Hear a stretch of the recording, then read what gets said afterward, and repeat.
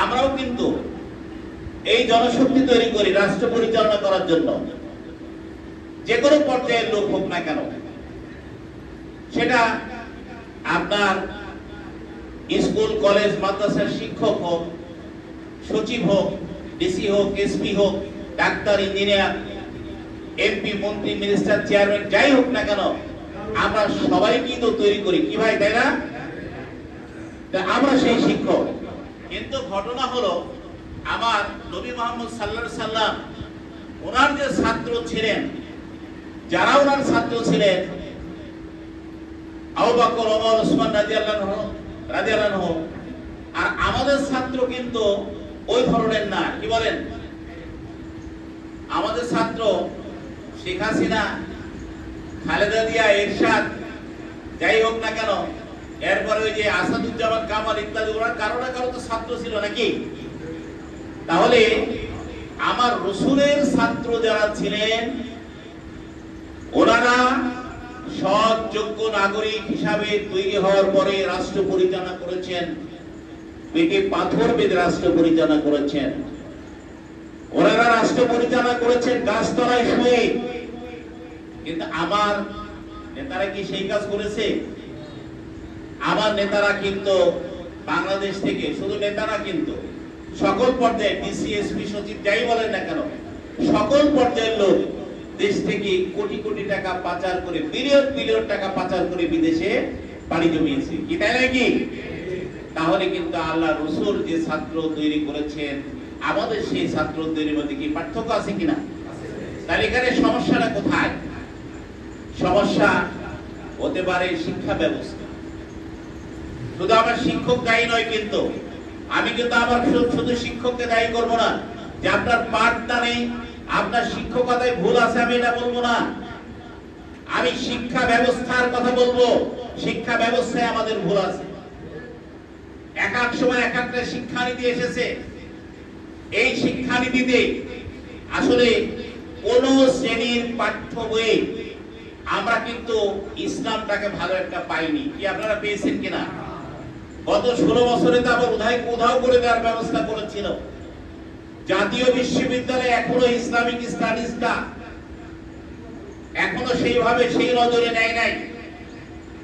এটাকে আমরা জাতীয় বিশ্ববিদ্যালয়ের ভিসির সাথে দেখা করেছি।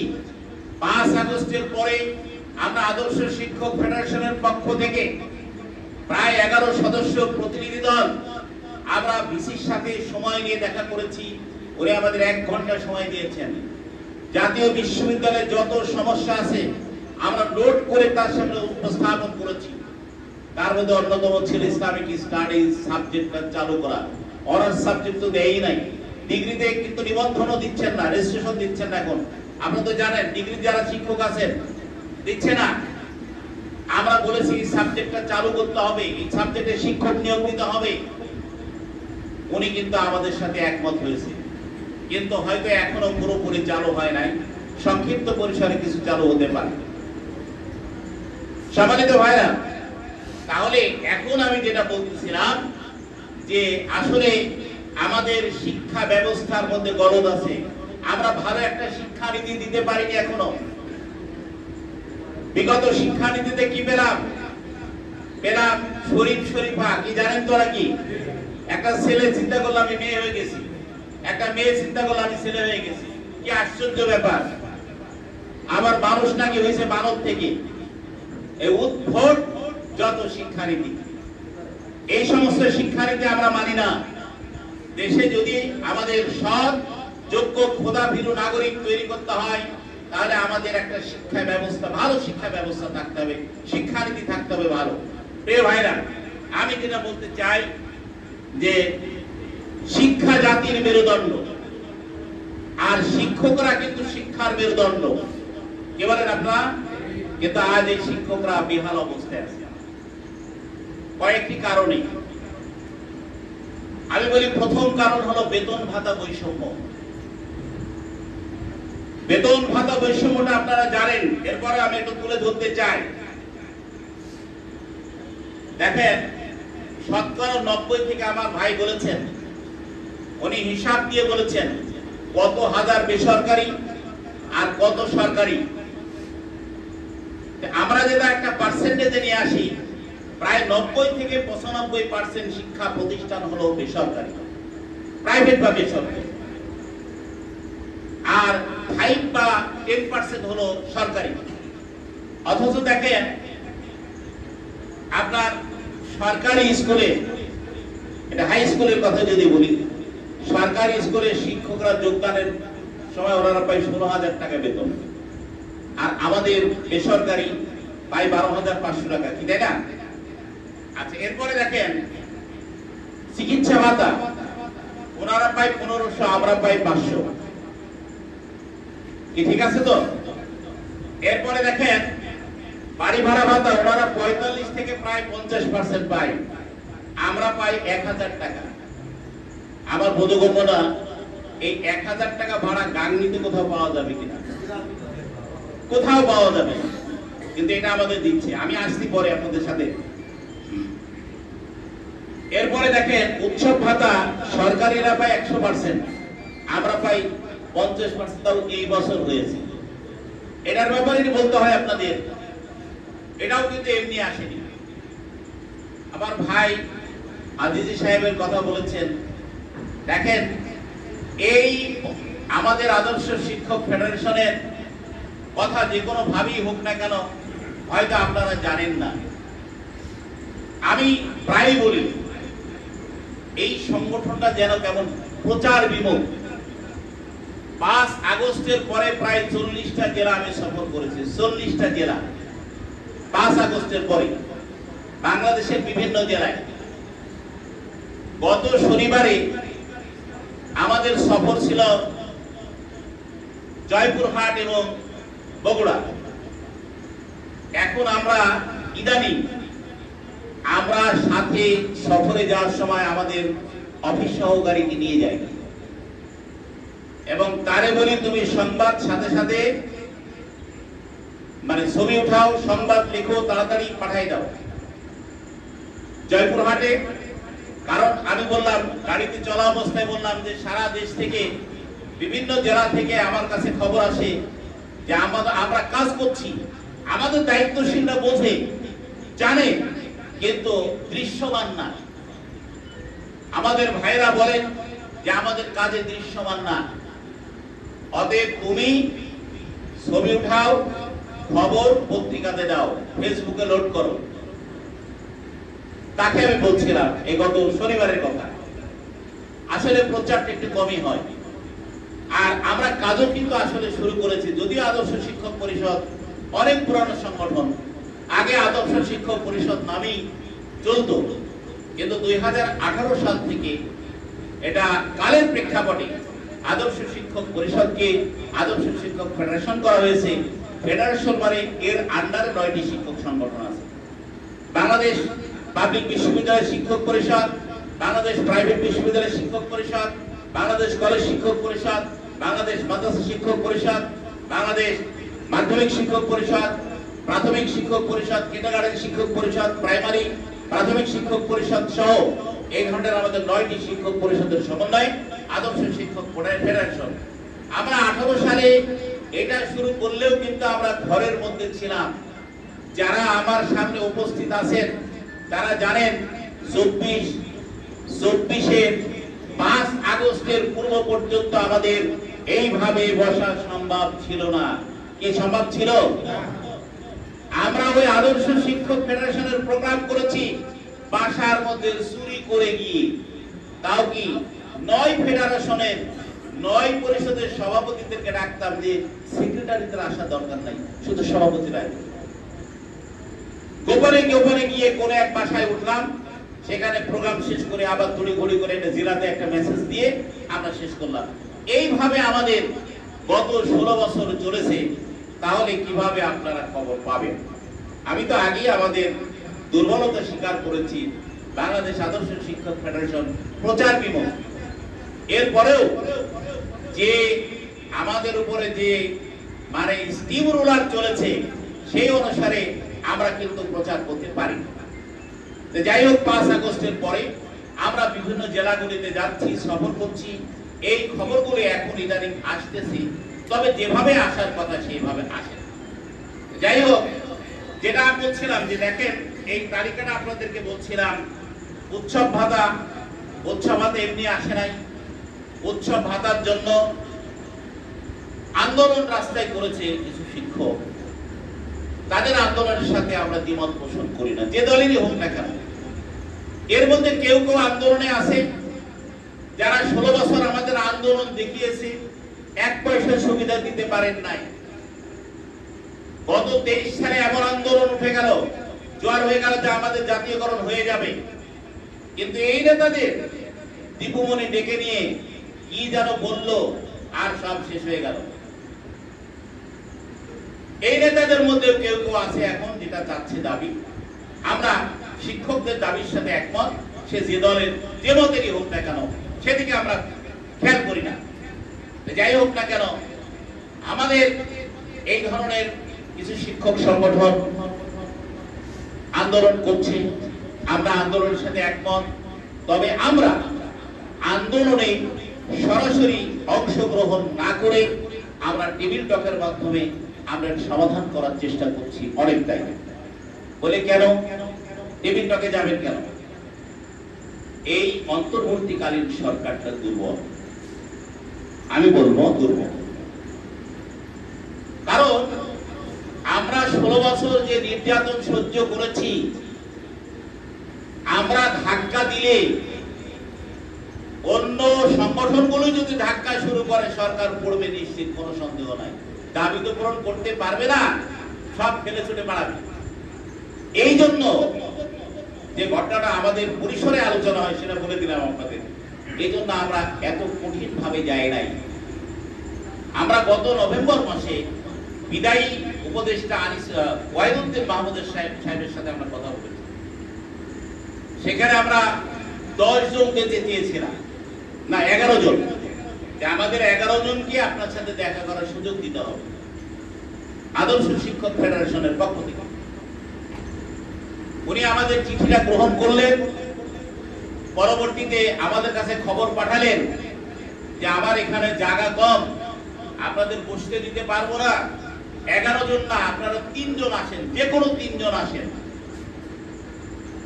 সংগঠন থেকে সিলেকশন করা হলো আমাদের জেলা সেন্টার অধ্যাপক এম এ ফজলুল করিমকে, আমাকে আর মাদ্রাসা শিক্ষক পরিষদের সভাপতি 3 জনকে সিলেকশন দিয়ে বললেন যে আপনারা 3 জন উপদেষ্টার সাথে গিয়ে কথা বলুন। আমরা গেলাম, উনি আমাদের প্রায় 40 মিনিট সময় দিয়েছেন। আমরা দেখেছি আরো আগে শিক্ষক সংগঠন কয়েকটা গেছে, 5-7-10 মিনিট বেশি।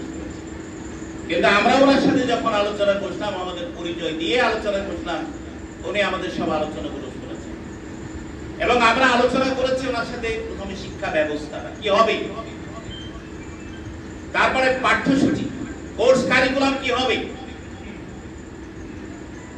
এরপরে আমাদের শিক্ষকদের যে অবস্থা, তখন ম্যানেজিং কমিটির ঝামেলা চলছিল, ম্যানেজিং কমিটি কি হবে, এরপর আমাদের শিক্ষকদের অবস্থা এখন যে অবস্থা আছে। ওনাকে বললাম আমাদের একমাত্র দাবি জাতীয়করণ।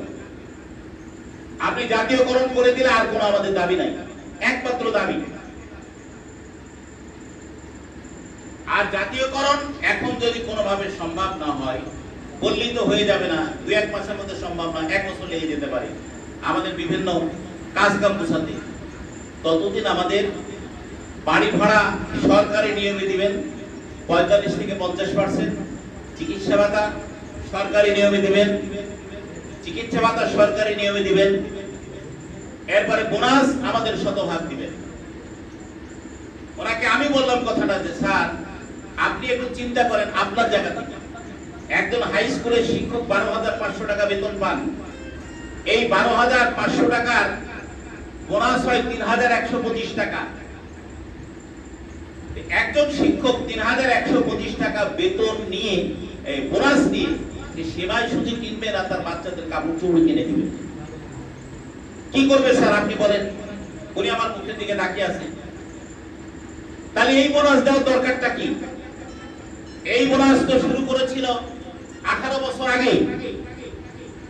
18 বছর আগে বোনাস শুরু হলো 25% দিয়ে, তখনও আমরা উপস্থিত ছিলাম সেখানে। আমরা তখন 25% বোনাস মানতে চাইনি। তখন আমাদের শিক্ষক কর্মচারী ঐক্য জোটের লিডার ছিলেন অধ্যাপক শরীফুল ইসলাম সাহেব। উনি তো বাঘের মতো গর্জন দিয়ে উঠলেন, চেয়ার থেকে লাফ দিয়ে উঠলেন, কি আপনারা আমাদের ফকির পেয়েছেন নাকি 25% বোনাস দিবেন, আমরা 25% বোনাস মানি না। তখন এহসানুল হক মিলন সাহেব বললেন, স্যার আপনি একটু বসেন। বেশ বিনয়ের সাথে ওনাকে বললেন, স্যার আমাদেরকে শুরু করতে দেন, আপনারা এবার 25% নেন, আমরা পর্যায়ক্রমে আপনাদের শতভাগ করে দেব, 100% করে দেব। তারপরে তো তাদের সুযোগ হয়নি। এরপরে আমরা বিভিন্ন সময়ে দাবি করেছি, বিবৃতি দিয়েছি। আপনারা জানেন ঈদের সময় কোন কোন শিক্ষক সংগঠন এবং সাথে আমরাও, তখন তো আমাদের ব্যানার নিয়ে দাঁড়াইতে পারি না, আমরা, এবং আমাদের যাদের বেশি চিনে তারাও কিন্তু আমরা ওইখানে যেতে পারি না, গেলেই ধরে নিয়ে যাবো। এরপরে আমাদের লোক দিয়ে তাদের সাথে সেখানে ঈদের দিন ঈদের নামাজ পড়ছে। এরপরে 1% বোনাসও কিন্তু বাড়ে নাই। কি 16 বছরে কোনো কিছু হয়েছে? 1% কোনো সুবিধা পেয়েছেন আপনারা? কিন্তু ওই দিন যখন আমি বলছিলাম,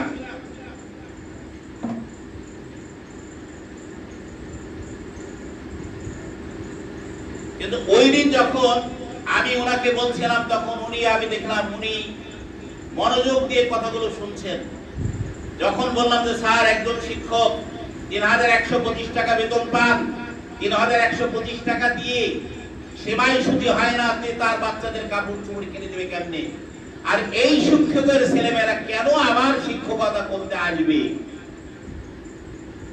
আপনি যদি সমাজের উন্নতি চান, জাতির উন্নতি চান, অবশ্যই আমাদের বোনাস বৃদ্ধি করতে হবে, আমাদের শতভাগ বোনাস দিতে হবে। এরপরে বাড়ি ভাড়া, ওনাকে বললাম স্যার আপনি খেয়াল করবেন, বস্তিতে কেউ যদি থাকতে যায় 1000 টাকা দিয়ে থাকতে পারবে না। আপনি কি আপনার শিক্ষককে বস্তিতে রাখতে চান? তাহলে 1000 টাকা বাড়ি ভাড়া এটা এখনো কেন আছে? আর আমরা কিভাবে বলবো? এটা আমাদের সাথে ন্যাক্কারজনক একটা ঘটনা ঘটছে, এটা আপনারা খেয়াল করছেন না। চিকিৎসা ভাতার বেলায় বললাম যে একজন বিশেষজ্ঞ ডাক্তারের কাছে যেতে গেলে 800 থেকে 1000 টাকা ফিস নেয়। দেখাইলাম 800 থেকে 1000 টাকা, আবার চিকিৎসা ভাতা 500 টাকা। আমি এরপরে ওষুধ কিনবো কি? ডাক্তারের কাছে তো যেতে পারছি না, যদিও কোনো কম দামি ডাক্তারের কাছে গেলাম বা সরকারি হাসপাতালে গেলাম, তাও তো আমাদের ঠাই হয় না। এরপর ওষুধ কিনবো কি? এরপরে আমার শিক্ষক এবার এনটিআরসির মাধ্যমে যেটা শুরু হয়েছে, বাড়ি হলো পঞ্চগড়, তাকে দিয়েছেন স্যার আপনি পটুয়াখালীতে, 12,500 টাকা বেতন নিয়েছে, পটুয়াখালীতে শিক্ষকতা করে। মানে সে থাকবে কোথায়, খাবে কি, তার পরিবারকে কি দিবে সে? উনি কথাগুলো শুনে খুব নরম ভাবে, এর আগে আবার আমাদের জেলা সেন্টার ওনাকে একটু হুমকি দিলেন, বললেন যে আমি চলে যাই। তখন আমাদের জেলা সেন্টার বললেন, দেখেন আপনার চলে যাওয়া কিন্তু সমাধান না, আপনি এই চেয়ারে বসেছেন সমাধানের জন্য, আপনি যে কোনো ভাবে সমাধান করবেন। আমার শিক্ষা ব্যবস্থা, আমার কোর্স কারিকুলাম কারণ এটা হলো রাজনৈতিক সরকারের ব্যাপার। আর বিশাল একটা কর্মযজ্ঞ সারা বাংলাদেশ মিলিয়ে এটা আসলে সম্ভব নয়। তবে আপনাদের বোনাসটা বাড়বে, যেটুকুই বাড়ে না কেন আপনাদের বোনাস বাড়বে। উনি বলেছিলেন, তখন বলেছিলেন বোনাস বাড়বে। তারপর নতুন যে উপদেষ্টা আসলেন, মানে ওনার বিদায়ের পর জাতীয় বিশ্ববিদ্যালয়ের প্রোগ্রামে ওখানে আমি ছিলাম, সিদ্দিক জোবায়ের সচিব মহোদয়, তখন কোরবানির প্রায় কাছাকাছি। আমরা যখন ওনাকে প্রশ্ন করলাম, উনি বললেন যে বিদায় উপদেষ্টা যেভাবে বলে গেছে বোনাসটা কিছু না বলিয়ে আমরা পাচ্ছি না, কিন্তু আমাদের ফান্ড নাই। তাহলে শুধু আন্দোলনে কাজ হয় নাই, কিন্তু টেবিল টকেও কাজ হয়েছে। স্যার বলেছেন 5%, 15%, 20%, কোন পার্সেন্টই না। আমাদের কথা হলো 45 থেকে 50% দিতে হবে। সরকারি শিক্ষকরা যে নিয়মে পায় সেই নিয়মে দিতে হবে। কিছুদিন আগেও ডক্টর মাসুদ ভাই, আমাদের শিক্ষক ফেডারেশনের নেতৃবৃন্দ সবাইকে দেখা করেছেন, তার সাথে ওখানে বলে আসা হয়েছে যে শিক্ষকদের জাতীয় প্রথমত চাকরি জাতীয়করণে যদি দেরি হয় তাহলে ততদিন আমার শিক্ষকদেরকে শতভাগ বোনাস দিতে হবে, বাড়ি ভাড়া সরকারি নিয়মে, অর্থাৎ ৪৫ থেকে ৫০% বাড়ি ভাড়া এবং চিকিৎসা ভাতা সরকারি নিয়মে দিতে হবে বলে আসছে। এখন কোন কোন শিক্ষক সংগঠন আন্দোলন করেছেন, তাদের আন্দোলনের সাথে একমত, কিন্তু আমি আগেই বলেছি দ্বিমত পোষণ করছে না, তাদেরকে আমরাও সহযোগিতা করি। কারণ আমি বলেছি আমরা আন্দোলন করতে গেলে কি হবে, বাংলাদেশ আদর্শ শিক্ষক ফেডারেশন আমি যতটুকু দেখেছি সারা বাংলাদেশে বললাম 40টা জেলা আমি সফর করেছি। সেদিন জয়পুরহাটে 600 শিক্ষক নিয়ে প্রোগ্রাম করেছি, বগুড়াতে প্রায় 700-750 শিক্ষক নিয়ে প্রোগ্রাম করেছি, খুলনাতে সাতক্ষীরাতে 5,500 শিক্ষক নিয়ে প্রোগ্রাম করেছি। বড় মাঠে কি যেন পার্ক আছে, একটা পার্কের নামটা ভুলে গেলাম, সেই পার্কে 5,500 শিক্ষক নিয়ে প্রোগ্রাম করেছি। যশোরে 5,000 শিক্ষক নিয়ে প্রোগ্রাম করেছি। আদর্শ শিক্ষক ফেডারেশনে ডাকে হাজার হাজার শিক্ষক উপস্থিত হবে, সরকারে দাঁড়িয়ে থাকা মুশকিল হবে। কিন্তু আমি তো আগেই আপনাদেরকে বললাম 16 বছর অনেক যন্ত্রণা সহ্য করেছি, অতএব আমরা দেখতে চাই। কিন্তু তাই বলে দেখতে দেখতে শেষ হবে বিষয়টা এমন না। কিন্তু না শুনলে তো পরে ব্যবস্থা নিব, আন্দোলন যেতেই হবে যদি কথা না শুনে। প্রিয় ভাইরা, তাহলে যেটা আমি বলছিলাম যে এই যে আপনার বাড়ি ভাড়া, চিকিৎসা ভাতা, আমাদের যে আন্দোলনকারী যে সংগঠনগুলো ওনাদেরকে বলেছে 20% হিসাব করে কত হয় বলেন, ওনারা একটা বলেছেন সরকার কিছুটা একমত হয়েছে 20% দিতে পারে। তাদের আমি যতটুকু জানি তাদের ফাইল সচিবালয় থেকে আপনার শিক্ষা মন্ত্রণালয়ে চলে গেছে, উপদেষ্টা স্বাক্ষরে শিক্ষা মন্ত্রণালয়ে গেছে, অর্থ মন্ত্রণালয়ে গেছে। এটা অর্থ মন্ত্রণালয় এখন অবস্থান করছে, এটুকু জানি। ঢাকায় গেলে বুঝতে পারবো এখন ওটার কি অবস্থা। তবে অর্থ মন্ত্রণালয় পর্যন্ত গেছে এই সুপারিশটা, এখন দেখা যাক কতদূর কি হয়। সম্মানিত ভাইয়েরা, যেটা আমি বলছিলাম যে এই যে বেনিফিট গুলো আন্দোলন করলেও আমরা 16 বছর আন্দোলন করেছি, আন্দোলনে 1 পয়সা সুবিধা পেয়েছি কি ভাই বলেন? 16 বছর আন্দোলন কম করেছেন, আমরা শিক্ষকরা লাঠি পেটা খেয়েছি, আমার শিক্ষকদের মুখে চোখে মরিচের পোড়া দেওয়া হয়েছে, আমার শিক্ষকদেরকে গরম পানি ঢালা হয়েছে, কিন্তু আমরা তো কোনো সুবিধা আদায় করতে পারি নাই। কিন্তু এই 1 বছরের মধ্যে আমরা বোনাস 50%, 25% আদায় করে 50% উন্নীত করেছি। ইনশাআল্লাহ আমাদের টেবিলটা হোক, আন্দোলন হোক, যেভাবেই হোক না কেন, আমাদের এই বাড়ি ভাড়া, এরপরে চিকিৎসা ভাতা আর অন্যান্য যে সুবিধাগুলো আমরা জাতীয়করণ না হলে এই সুবিধাগুলি আমরা পাবো ইনশাআল্লাহ। ডিসেম্বরের মধ্যে থেকে আমাদের পাওয়া শুরু হবে ইনশাআল্লাহ। আমরা চেষ্টা করছি, আমরা বসে নাই, আমাদের বক্তব্য পরিষ্কার। বেসরকারি শিক্ষকদেরকে যদি অবহেলা করা হয় তাহলে মেধাবী ছেলেমেয়েরা শিক্ষকতা করতে আসবে না। কি বলেন আপনারা, আসবে? আমি আমার ব্যক্তিগত কথা বলি, আমার 3টা ছেলে, একটাও শিক্ষকতা করতে আসবে না। আবার খুব শখ ছিল যে একটা শিক্ষকতা করতে আসবে। ছোটরা সেদিন মুখ খুলে বলছে, আপু ইউনিভার্সিটিতে হলে করবো, তাছাড়া শিক্ষকতা করবো। তাহলে এই যে আমরা যারা শিক্ষকতা করি, আমাদের ছেলেমেয়েরা শিক্ষকতা করতে আসবে না কেন? আসবে না, জীবনযাপনের মান আমাদের খারাপ। সরকার যা বেতন দেয় তাতে চলে না, যা বোনাস দেয় আমার ঈদ উদযাপন হয় না, যা বাড়ি ভাড়া দেয় আমাকে সেই ধরনের থাকতে পারি না, যা চিকিৎসা ভাতা দেয় আমি চিকিৎসা করাইতে পারি না। এই জন্য কেন আমাদের ছেলেমেয়েরা শিক্ষকতা করতে আসবে? এই জন্য প্রিয় ভাইরা,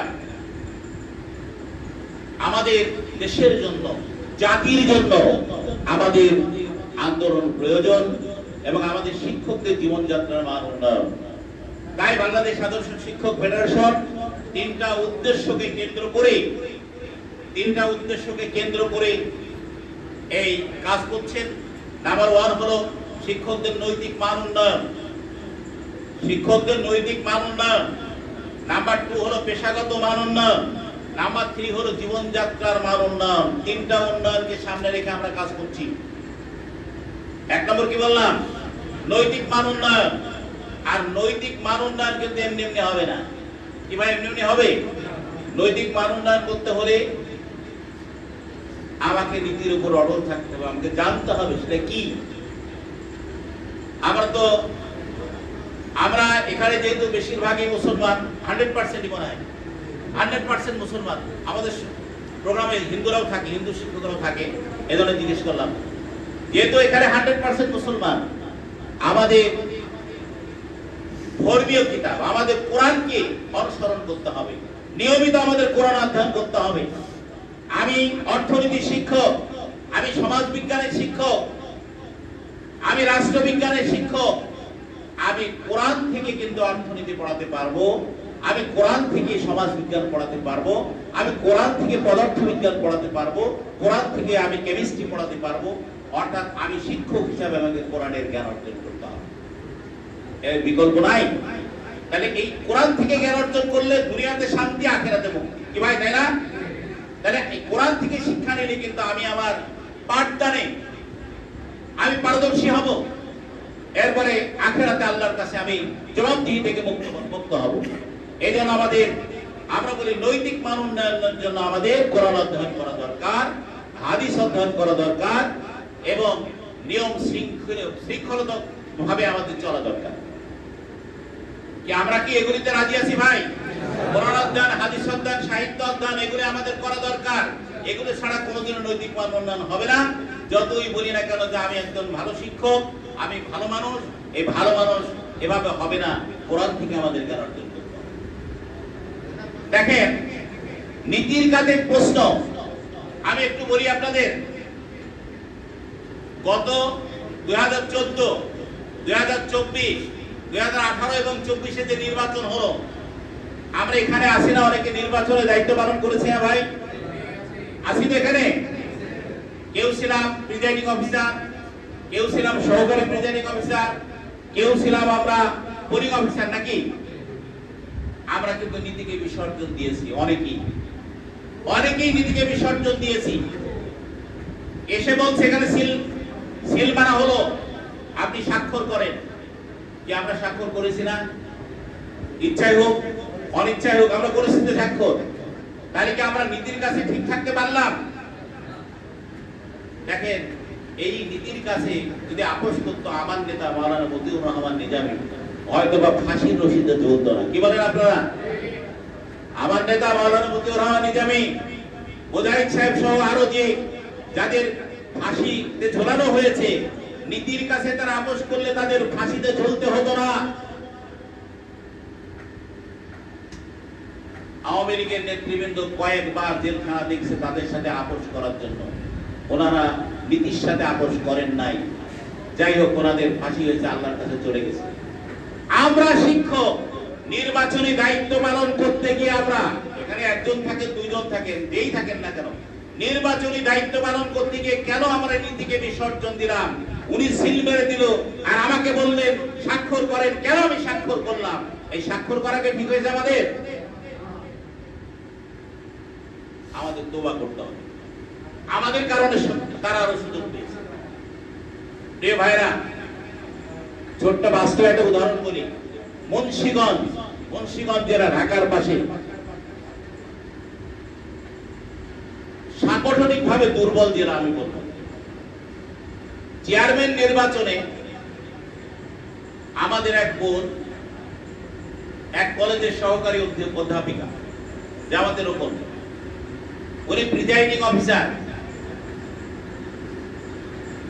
আর চেয়ারম্যান প্রার্থীর লোক গিয়ে এই সিল মেরে বলছে যে সিল মারতে যায়, উনি বাধা দিচ্ছে, এটা করতে পারবেন না, আমার এখানে করা যাবে না। বাক বিতান্ডা। এক পর্যায়ে তারা বের হয়ে এসে দলীয় প্রধানকে জানিয়েছে, এলাকার দলীয় প্রধান, এলাকার যে প্রধান তাকে জানিয়েছে। উনি গালাগালি করে বলছে বের করে দাও তাকে, আর তাকে বের করে দিলে ভোট বন্ধ হয়ে যাবে। কি তাই না? প্রিজাইডিং অফিসারকে বের করে দিলে, এর মধ্যে ঠিক আছে ডিসি কে ফোন দাও, ডিসি কে ফোন দিয়েছে। এখন ডিসি বলছে কি করতে পারি? এই মহিলা তো কোনো কথা শুনছে না, মহিলা কোনো কথা শুনছে না, কাউকে এভাবে সিল মারতে দিচ্ছে না, ওরে খুব অ্যালার্ট। পরে জেলা আমিরকে ফোন দিয়েছে ডিসি সাহেব, ডিসি সাহেব জেলা আমিরকে ফোন দিয়ে বলছে আপনাদের একজন লোক এই ধরনের এত কড়া এই ভূমিকা পালন করছে, ওনাকে একটু বলেন, ওনার তো জীবন হানির ব্যাপার কি হতে পারে, আমি ঠেকাতে পারবো না, আমার পক্ষে সম্ভব হবে না ওনাকে নিরাপত্তা দেওয়া, উনি যে ধরনের কড়াকড়ি ভূমিকা পালন করছে ওনাকে একটু লিবারেল হতে বলেন, ওনাকে একটু লিবারেল হতে বলেন। জেলা আমির সাহেব বলছে যে এটা ওনার দায়িত্ব, উনি পালন করছে, আমি কিভাবে ওনাকে বলবো লিবারেল হতে? ওনার দায়িত্ব উনি পালন করছেন। উনি বলতে ঠিক আছে আমি দেখছি। এখন ওনার সাথে যোগাযোগ করা হয়েছে, উনি বলছেন যে না আমি এখানে কোনো 2 নম্বরে ভোট দিতে যাব, আমার যা হয় তা হবে। পরে যখন বাড়াবাড়ি করছে উনি ভোট বন্ধ করে দিয়েছে।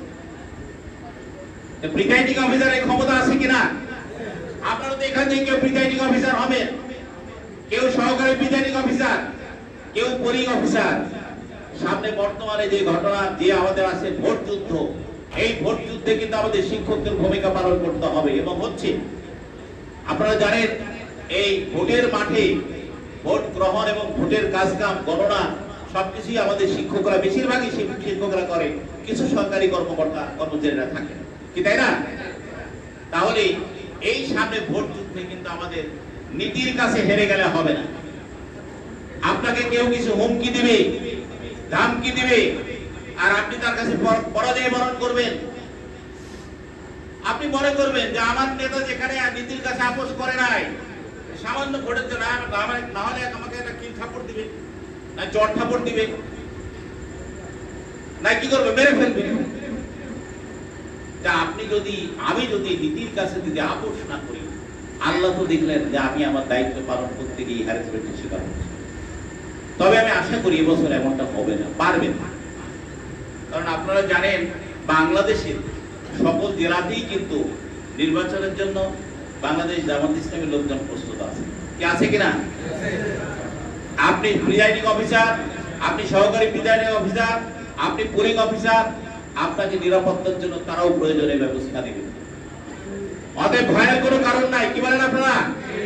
এই দায়িত্বটা আমরা সঠিকভাবে পালন করার চেষ্টা করব। যার যেখানে যে দায়িত্ব পড়বে আমরা চাই সঠিক ভোট, কোনো কারচুপি না। নির্বাচনের সময় কারচুপি হয় অনেক সময়, এটা আপনাদের খেয়াল রাখতে হবে। আমরা শুনেছি কিছু ওই যে উপরে নৌকা নিচে নৌকা, মাঝখানে ধানের শীষ বা অন্য কিছু দিয়ে চালাই দিল বলে এত আছে, ওইভাবে নয়, সঠিক দায়িত্ব পালন করার আমরা চেষ্টা করবো ইনশাআল্লাহ। কি বলেন ভাই আপনারা? তাহলে আমাদের বর্তমান প্রেক্ষাপটে সামনে যে আমাদের কাজ আসছে, এই কাজটা হলো আমাদের মূল কাজ। এখন থেকে আমরা প্রস্তুতি নেব, সামনে আমাদের নির্বাচন আসছে, নির্বাচনে আমাদের ভূমিকা পালন করতে হবে। সম্মানিত ভাইরা, আমি শেষের দিকে যাব। এরপরে যেটা বলছিলাম, আরেকটা আমাদের শিক্ষকদের নিরাপত্তা ও শিক্ষা প্রতিষ্ঠানের রাজনৈতিক আধিপত্য। আমাদের দেখেন রাজনৈতিক আধিপত্যটা এই মুহূর্তে একটু কম আছে, কিন্তু এরপরেও আছে, এটা বলা যাবে না নাই, আছে। এতে করে আমাদের শিক্ষকরা হ্যারাসমেন্টের শিকার হয়। আজকে সকালে সিরাজগঞ্জ থেকে আমাদের আদর্শ শিক্ষক ফেডারেশনের জেলা সভাপতি ফোন দিল, ফোন দিয়ে আমাকে বললো স্যার এই ঘটনা, ওনার ওখানে এই ধরনের কিছু ঘটনা ঘটছে। আমি দেখলাম সবই ওনার প্লাস পয়েন্ট, সব প্লাস পয়েন্ট। আমি ওটা বললাম আপনার এতগুলি প্লাস পয়েন্ট থাকতে, আপনার লোকজন থাকতে আপনি ধরে মারতে পারলেন না, মানে ট্যাঙ্ক মালিক দিলেন না কেন? সবই তো আপনার প্লাস পয়েন্ট। বললো স্যার আইন নিজের হাতে তুলে নিই। কথা ঠিক আছে, আমি একটু ওনার উপর রাগ করে বলছি, সব প্লাস পয়েন্ট তার হলো এই উনি যে আইনগত ভাবে গেছে, আইনগত প্লাস পয়েন্ট, অথচ যে ফ্যাসিস্ট প্রিন্সিপালকে সরাই করছে, যে প্রিন্সিপাল যে 5 আগস্টের আগের প্রিন্সিপাল, এরপরে ছাত্র হত্যার আসামি হয়েছিল, জেলখানায় গেছিল, জেলখানার থেকে আসতে আবার কলেজে জয়েন করছে। তা বললাম 5 আগস্টের আগে যার নিয়োগ এবং সে 16 বছর হলে তো নিঃসন্দেহে আওয়ামী লীগ, 2-4 জন আছে বিভিন্ন দলে, কিন্তু বেশিরভাগই আমার জানা মতে বেশিরভাগই আওয়ামী লীগ।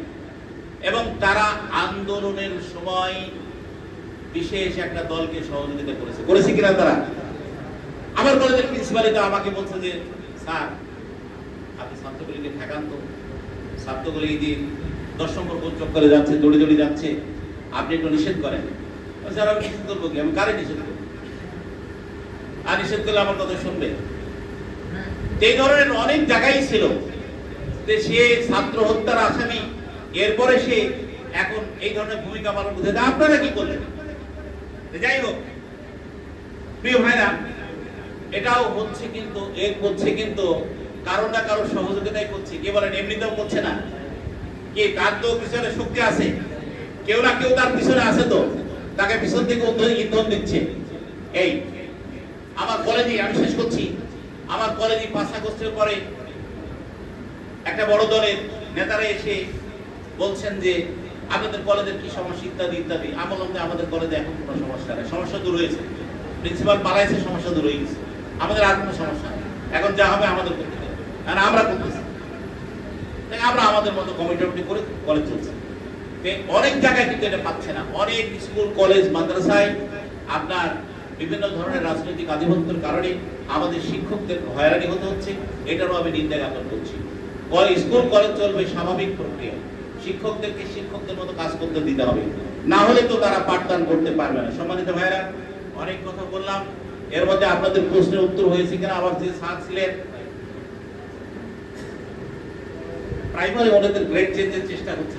প্রাইমারি স্যার আছেন, আমরা প্রাথমিক বিদ্যালয়ে আমরা কোনো ধারণা পাচ্ছি না যে আসলে কি হচ্ছে। তো আপনারা, আপনি সহকারী শিক্ষক, আপনার হলো এখন গ্রেড কত?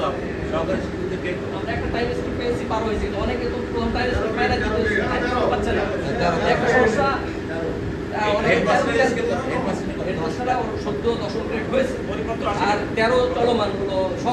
আমরা তো দাবি করে আসছি প্রাইমারি হেডমাস্টারদের 10 আর সহকারীদের 11, এটা আমরা দাবি করে আসছি প্রাইমারি স্কুলে।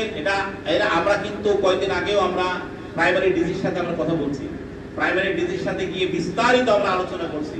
উনি আমাদের ভালোভাবে গ্রহণ করেছেন, আমাদের সময় দিয়েছেন, আমরা যে টিম নিয়ে গেছি আমাদের টিমকে নাস্তা করিয়েছেন, আমাদের সব কথাগুলি শুনেছেন এবং বলছেন স্যার আমরা চেষ্টা করবো আপনাদের দাবিগুলো পূরণ করা। যেমন করে তার মধ্যে আছে আপনাদের সহকারী শিক্ষকদের 11তম গ্রেড আর প্রধান শিক্ষকদের 10ম গ্রেড, ওরা বলছে এগুলো সব বাস্তবায়ন করার চেষ্টা করবো। এই সম্মানিত ভাইরা, আমাদের শিক্ষকদের যে সকল সমস্যাগুলো আছে, আমরা সমস্যা নিয়ে মাঠে কাজ করছি। তবে আমরা একটু প্রচার বিমুখ হওয়ার কারণে আপনারা জানতে পারছেন না। তবে এটাও ঠিক যে ফেসবুকে আসলে আপনারা কিছু দেখলে আমার অনেক ভাই শেয়ার দেয়,